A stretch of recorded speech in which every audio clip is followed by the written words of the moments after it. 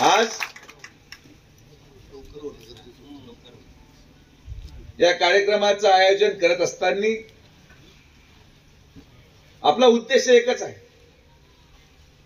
की आज राज्यामध्ये सरकार आणायचं असेल, शेवटी सत्तेशिवाय विकास होऊ शकत नाही आणि म्हणून राज्यामध्ये सरकार आणायचं असेल तर संगमनेर विधानसभेमध्ये आपल्याला कुठल्याही परिस्थितीमध्ये महायुतीचा आमदार निवडून आणायचा आहे, हा संकल्प आपल्याला करायचा. जरी मोरे साहेब म्हटले राजकीय कार्यक्रम नसेल, पण कोणी हुशार एवढं सगळ्यांना माहिती कशाला बोलवलं, जेवण करतीलच. पण या गोष्टी तुमच्या निदर्शनात मी यासाठी आणून दिलो की खरंच माझी तुम्हाला विनंती आहे की अभ्यास करा, आकड्यांचा अभ्यास करा. आकडे म्हणजे विधानसभा आणि लोकसभेच्या आकडेवारीचा अभ्यास करा.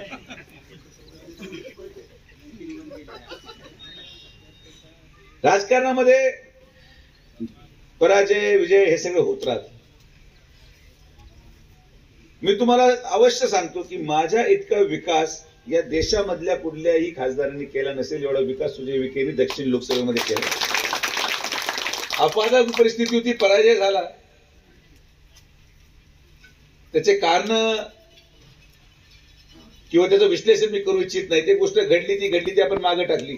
पण आता यापुढं आपण आपल्या सगळ्या भागामध्ये काहीही ताकद नसताना जर आपण इथपर्यंत पोहोचू शकतो तर सगळ्यांची ताकद एक केली तर आपण काय करू शकतो हे तालुक्याच्या जनतेला अनुभूती करायला आपलं काम आहे. आणि म्हणून आपल्या सगळ्यांना मी एकच विनंती करेन की वेळ कमी आहे, वेळेची कमतरता आहे, संपर्क करण्यामध्ये देखील अडचण होईल. आणि म्हणून आपल्या ज्यांना माझ्याकडे काम असेल, तुम्ही फक्त आमचं जे संपर्क कार्यालय आहे संगमनेर शहरामध्ये, तिथं फक्त तुमचं नाव आणि फोन नंबर नोंदवून द्या. फोन उचलणं क्लिष्ट यासाठी आहे की तिकडचे फोन येतात, इकडचे फोन येतात, मी भाषण करत असतो किंवा कामाच्या नियोजनात असतो तर फोन लगेच उचलला जाईल असं मी म्हणत नाही. पण ज्यांना वाटतं की त्यांना माझी भेट हवी असेल, तुम्ही माझ्या संपर्क कार्यालयामध्ये तुमच्या नावाची नोंद करा. मी दर आठवड्यामध्ये या मधल्या कालावधीमध्ये जसा मला वेळ मिळेल, आठवड्यातून एकदा किंवा दोनदा जेव्हा येणार असेल, जेवढे लोकांनी फोनची नोंदी करतील त्यांना फोन लावून आम्ही तुम्हाला बोलून घेऊ. तुम्ही अर्ज आणा. आणि मी तुम्हाला एक गोष्टीची खात्री देतो, माझा स्वभाव असा आहे, माझ्या हातात अर्ज पडला की तो सुटल्याशिवाय परत माणूस जात नाही. मी काम करण्यामध्येच विश्वास ठेवतो आणि हा फरक आपण तुम्हाला करून दाखवणार आहोत, हा बदल आपण तुम्हाला करून दाखवणार आहोत.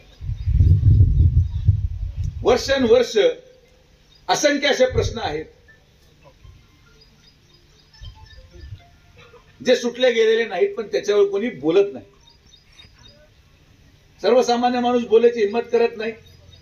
एका एवढ्या मोठ्या सत्तेविरोधात काय बोलणार, कसं बोलणार, बोलल्यानंतर खरंच आपण टिकू शकतो का, बोलल्यानंतर ज्या पद्धतीने त्रास केला जातो तो त्रास सहन करायची क्षमता. आता जुना काळ वेगळा होता. जुन्या काळात आमचे ऍडव्होकेट गुळवे साहेब होते किंवा देशमुख साहेब होते किंवा इतर जे जुने कार्यकर्ते होते, संभाजीराजे होते, त्यांच्यामध्ये ती क्षमता होती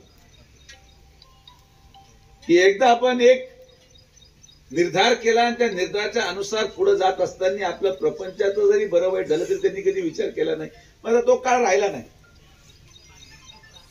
आता आपल्याला वाटतं यार आपण हे केलं, आपल्यावर कारवाई झाली, मग काय करायचं, मग कोण उभं राहणार. जोपर्यंत संघर्ष करायची भावना तुम्ही आणत नाही तोपर्यंत इथं आपल्याला जो उद्देश महायुती संदर्भात साध्य करायचा आहे तो इथं होणार नाही. आज या कार्यक्रमाच्या निमित्ताने मी तुम्हाला विनंती एकच करणार आहे की प्रश्न अनेक आहेत. या प्रश्नाची सोडवणूक करण्याच्या दृष्टिकोनातून संघटन बांधणं फार आवश्यक आहे. एक आपण नियमावली कशी करता येईल आपल्याला, आणि नियमावली करून सगळ्या लोकांना आपण कशा पद्धतीने साथ देऊ शकतो किंवा सगळ्या लोकांना एक समान न्याय कसा देऊ शकतो हे आपल्याला पाहणं गरजेचं आहे. की संगमनेरमध्ये महायुतीचा उमेदवार एकदा हरला, दोनदा हरला, तीनदा हरला, चौथ्यांदा हरला, पण या वेळेस तुम्हाला मी लिहून देतो की या तालुक्यामध्ये महायुतीचा उमेदवार निवडून. त्यासाठी रचना, त्यासाठी चर्चा, त्यासाठी सिस्टम, त्यासाठी आपल्याला अभ्यासपूर्वक या निवडणुकीला येणाऱ्या कालावधीमध्ये महायुतीचा उमेदवार कसा निवडून येईल त्या दृष्टिकोनातून आपण चर्चा केली पाहिजे. आणि निवडणूकदार कोण असेल त्याचा काय संबंध? लोक म्हणतात अगोदर चेहरा सांगा की कोण आहे, काय करायचं तुमचं काम तर आम्हीच करू राहिलो. चेहरा येईल जो असेल, जेव्हा असेल, ज्याचा असेल, जो कोणी इच्छुक असेल, ज्याची ताकद असेल तो करेल. आपण उलट चालतो, पहिलं उभं कोण राहणार, मग त्या नावाची चर्चा होते. चेहरा असा असला पाहिजे जो मॅनेज होऊ शकत नाही.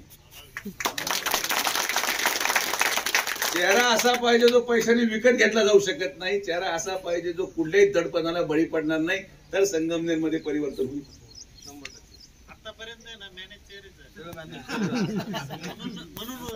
सक्षम असेल की त्याला कोणताही पैसा विकत घेऊ शकत नाही असा उमेदवार असला तर काही तक्रार. आणि तुम्हाला फक्त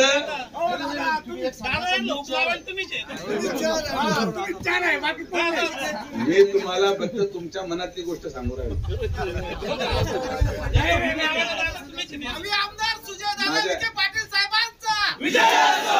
आमदार सुजयदादा विखे पाटील साहेबांचा विजय असो.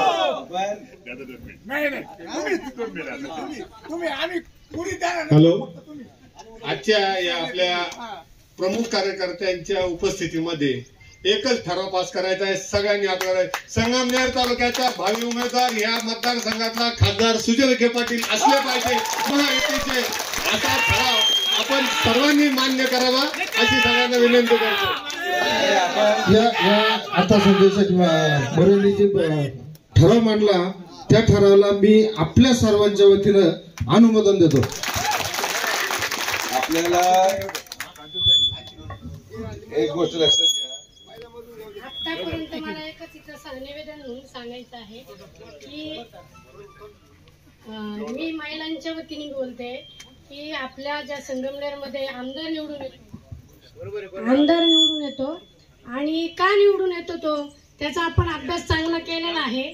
आणि यावेळेस आपला युतीचा उमेदवार नक्कीच निवडून येईल अशी मला खात्री वाटते. आपण लेट लाडकी योजनेचा जो प्रकल्प राबवलेला आहे तो इतका चांगल्या पद्धतीने राबवलेला आहे आणि महिला तर जास्तीत जास्त खुश झालेले आहे. आणि ह्यावेळेस आपण आपल्याकडे भाजपाला सीट कसे मिळेल ह्याचं पहिल्यांदा लक्ष दिलं पाहिजे. एवढंच मला इथं निवेदन द्यायचं. तुमच्या सगळ्या भावनेचा आदर आहे, मी त्या बाबतीत नाकारत नाही. पण त्यापेक्षा सगळ्यात महत्वाचं मी तुम्हाला उमेदवाराची रचना या तालुक्यासाठी सांगितली की असा व्यक्ती असेल तरच तो व्यक्ती तुम्हाला खरा न्याय देऊ शकतो. अन्यथा हे प्रयोग अनेक वेळेस आम्ही करून पाहिले. अनेक वेळेस आपण चेहरे द्यायचा प्रयत्न केला, अनेक वेळेस आपण उमेदवार द्यायचा प्रयत्न केला, पण ऐन निवडणुकीच्या 2 दिवस अगोदर सगळी यंत्रणा थांबते. काहीतरी कारण असेल, मला माहित नाही. जो निर्णय घेतील त्या निर्णयाला आपलं सगळेजण आपण बांधी लावत हीच आपली भूमिका असली पाहिजे. चेहरा कोण असेल याला काय महत्व नाही. मी तुम्हाला एकच गोष्ट सांगतो की मॅनेज न होणारा चेहरा यावेळेस महायुतीचा मी तुम्हाला दिल हा शब्द देण्यासाठी खरा आलेलो आहे. तो काय, कोण, कसा कसा दिसतो, रंग काय, डोळे बंद करायचं फक्त. आपल्याला तसं शब्द नको, मी सांगा.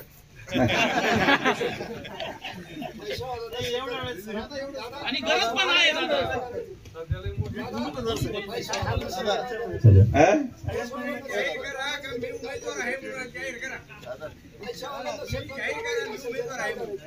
मी माझी जी नैसर्गिक प्रक्रिया आहे पक्षाची, त्या पक्षाच्या प्रक्रियेमध्ये आपण भंग घालत नाही. तुम्ही महत्वाचा मुद्दा मांडला की तो आर्थिक दृष्टिकोनातून सक्षम नसेल पण प्रामाणिक असेल. पण प्रामाणिक असेल त्यांनी तो माणूस जो दिला जाईल त्याला निवडून आणण्यासाठी पळायचं आणि ताकदीने पळायचं. शेवटी एक गोष्ट लक्षात घ्या की राजकारणामध्ये सगळ्या गोष्टी जुळून याव्या लागतात आणि सगळ्या गोष्टी जुळून आल्यानंतर एकनिष्ठ आणि प्रामाणिक कार्यकर्त्यांच्या जीवावरच नेता होतो. म्हणून जेवढे लोक आर्थिक दृष्टिकोनातून सक्षम नसतील पण प्रामाणिक आहे, तुमची सगळ्यांची मूठ बांधल्यानंतरच इथं महायुतीचा आमदार होईल, अन्यथा तो होऊ शकत नाही. म्हणून निष्ठा आपल्या जागेवर आहे, पण हे सगळं आपल्याला पुढे नेऊन जायला ज्या गोष्टी गरजेच्या आहेत संघटनेच्या माध्यमातून त्या गोष्टी आपल्याला करणं आवश्यक आहे आणि तरच ती गोष्ट पुढे जाऊ शकते.